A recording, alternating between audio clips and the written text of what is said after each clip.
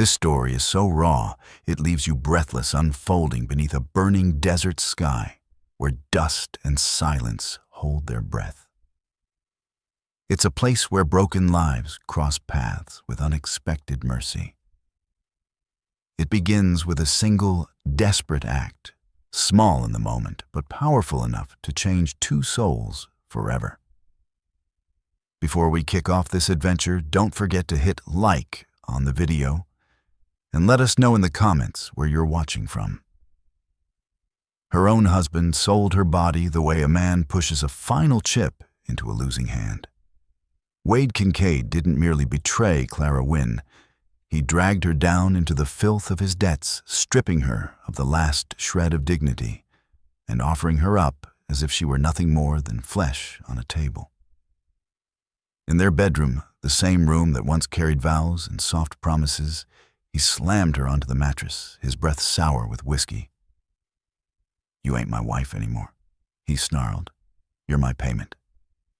Tonight, this clears what I owe." The door banged open. Cole Mercer stepped inside, crooked grin, set beneath eyes dulled by drink and the stink of liquor thick in the air.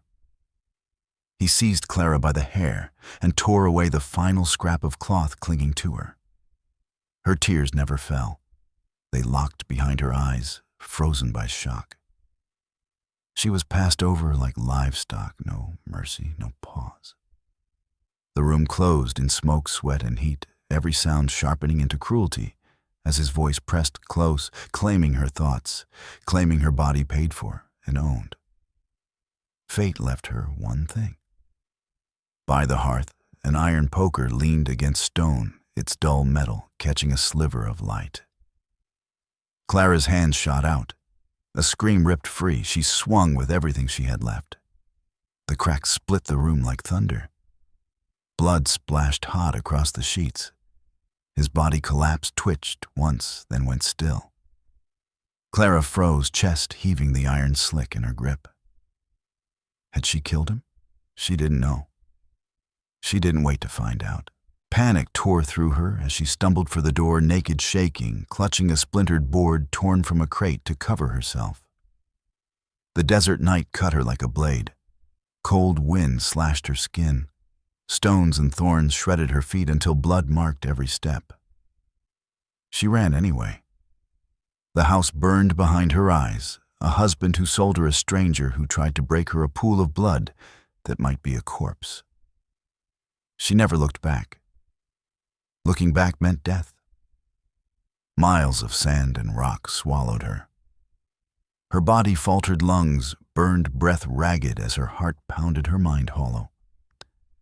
At last, she collapsed near a dry stone well on the edge of a lonely ranch. Through blurred vision, she saw a man, broad shoulders gray at the temples, a face worn by more winters than joy. She scrambled, pressing the board tight to her chest, her voice breaking. Don't pull it away." The man didn't touch her. He waited. Then he pulled the shirt from his own back and draped it over her shaking shoulders. His voice came low and steady, the kind that carries through gunfire and storms. "Ain't nobody hurting you anymore?" In that moment, Clara's world shifted. The night lost some of its cruelty. The desert felt less endless. Yet the question hung in the air, sharp as wire. Had she truly killed a man back there? Or was someone already on her trail, ready to drag her back into hell? The ranch house settled into a deep quiet, the kind where fire pops softly and coyotes sing far off. Clara lay on a narrow cot, Silas Crow's shirt loose around her shoulders, wood smoke clinging to the cloth. For the first time in days, her body wasn't running, only her mind was. Each time she closed her eyes, she saw the poker fall, saw blood burst against the wall. In the dark, her chest hitched, and she bolted upright fists, clutching the blanket, eyes wide, breath broken. "I killed him. I killed him. God forgive me." The cry shattered the old house. A tin cup rattled from the bedside and spilled water, soaking the floorboards. Silas Crow stepped in from the other room. He didn't rush. He didn't scold her. He simply stood there, a beat firelight, carving deep lines across his weathered face. Clara Wynn's words spilled out of her like rocks tumbling downhill. I didn't mean to. I just wanted him off me. There was blood everywhere. Too much blood.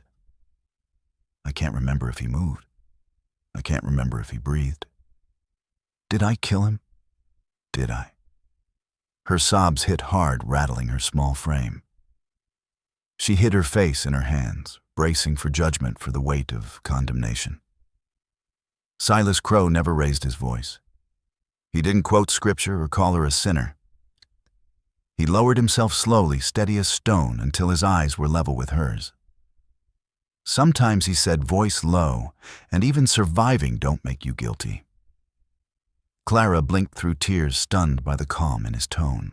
He wasn't excusing her, but he wasn't condemning her either. His words settled over her like a blanket warmer than the shirt on her shoulders. Her breathing eased. She searched his face for anger and found none. For the first time in years, someone looked at her without disgust, without demand, without shame.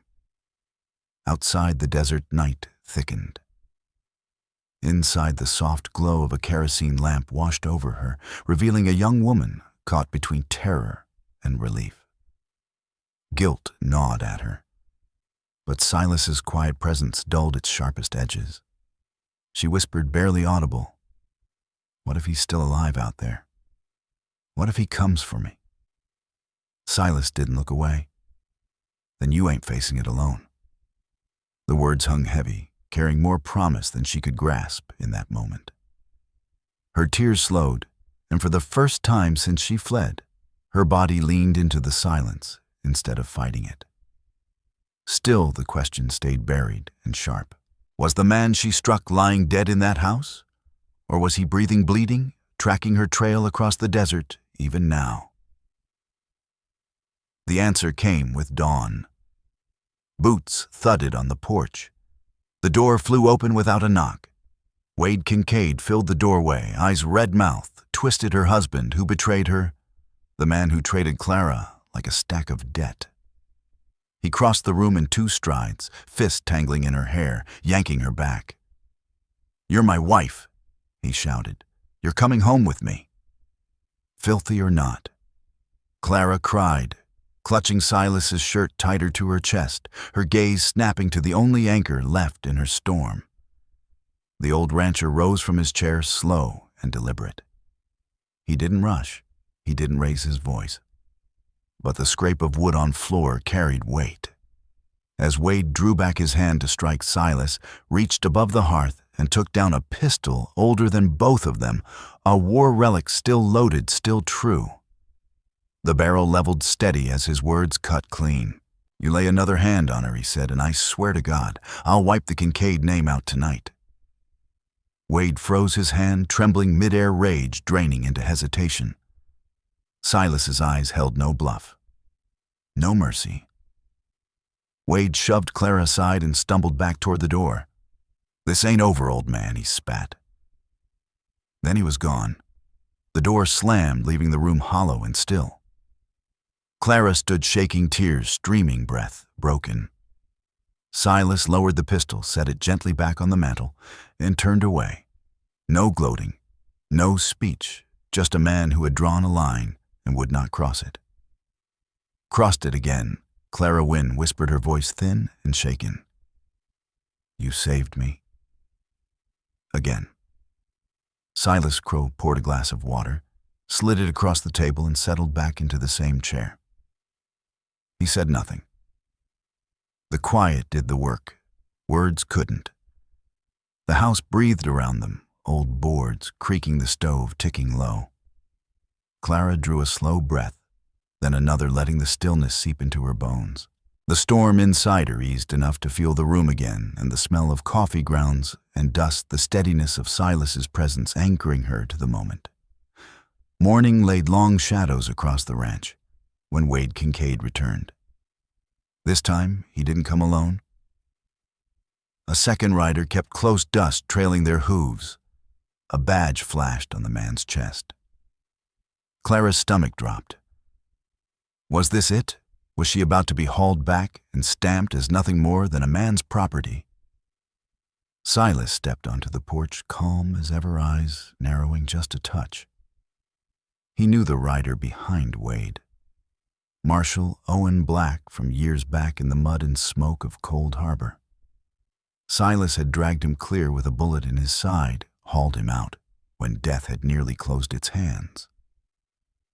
Owen had looked into Silas's eyes that day and sworn he'd never forget. Now they faced each other across the dusty yard, memory weighing the air between them. Wade didn't waste time. He jabbed a finger toward Clara. That's my wife. She ran off, and this old fool's keeping her. Arrest him. Bring her home. Clara clutched the shirt tighter around her, fear and fury knotting in her chest. Her voice shook, but it carried. He sold me. He sold me to settle a debt. The words cracked the morning like a whip. Wade's face flushed red, but the marshal's eyes never left Silas. Owen sat tall in the saddle, voice steady. I remember Cold Harbor. I remember who pulled me out when my ribs were ready to give up. He pointed at Silas. That man. I owe him my life, Owen went on, and I ain't forgetting it for a drunk who trades his wife for cards. Wade sputtered, tried to argue, but Owen's hand settled on the butt of his revolver. The message was plain. This wasn't going Wade's way. Owen turned his horse slightly, eyes hard on Wade. A man who sells his wife, don't own her anymore. Touch her again, and I'll bury you myself. Silence fell, broken only by Wade's boots scraping dirt. For the first time, the gambler looked smaller, stripped of bluster and noise. Clara straightened. She wasn't just a victim now. For once, the law stood with her. Owen gave Silas a small nod. You keep her safe. The law won't trouble you for that. Then he wheeled his horse and rode off, leaving Wade in a cloud of dust and shame. Wade glared once, found nothing left to say, mounted up and followed, beaten in a way no cards could ever fix. Clara watched them go, heart-hammering, chest tight, with something she hadn't felt in years. Hope. Inside the house, Silas returned to his chair, poured black coffee, and said nothing at all. Across the table, Clara's eyes shone with gratitude, for the first time unshadowed. She wasn't bound by fear anymore, yet the desert keeps its own counsel. As the wind slid through the ranch, Clara Wynne felt a question she couldn't quiet. Was she truly free? Or had she only borrowed time before fate came calling? The days that followed stretched slow as the desert sun. Clara stayed on Silas Crow's land, bare feet, learning the grooves of the porch boards, hands, finding a rhythm she'd never known, feeding chickens, hauling water, stacking split wood. At first, every sound set her shaking, each distant hoofbeat, every shadow crossing the yard. But each evening, Silas's steady presence held the dark at bay. He never pressed her for her story again. He never asked for anything at all. He gave her space, and in that quiet pieces of herself drifted back. Some nights she laughed under her breath, surprised by the sound as it left her. Other nights she watched Silas across the table and saw more than a man. She saw a safe harbor, the kind she'd believed didn't exist. Still fear whispered. Wade Kincaid's threats, the memory of blood on the floor, the feeling of eyes tracking her from the dark. She couldn't let Silas carry that danger. One night, with desert wind scratching at the windows, she sat by candlelight and wrote a few lines on torn paper. Her hand trembled. Her words did not. You saved me, Silas. But if I stay, he may come for you too. I'll return when I'm no longer a danger to you. She folded the note, set it on the table, and laid his old shirt beside it, neat, careful. Then she stepped into the night. The horizon swallowed her shape. When Silas found the note at first light, he didn't saddle a horse. He sat in silence, the shirt across his lap, the candle burned low. His weathered hands closed on the cloth as if it were more than fabric, and in a voice no louder than the wind, he said she came to him with nothing, and somehow left him with everything. Her absence filled the house more than her presence ever had, and in that hollow space lived a truth: even broken lives can spark light in another soul. The story rests there. What remains is the question: does surviving make a person guilty, or does it make them stronger? If you saw a woman running barefoot through the desert, would you stop your horse? Kindness can bend a life's course, and sometimes the strongest love is the kind that never needs to speak its name. Maybe today, that person is you. Finally, let me send my deep thanks to you. Thank you for being here and letting this story live within your heart. If it moved you, I hope you'll walk beside us through more journeys of the Wild West stories, filled with truth, endurance, and grace. Subscribe, share your thoughts, and stay close. Together, we'll keep riding across these wide open lands of memory and hope. Thank you.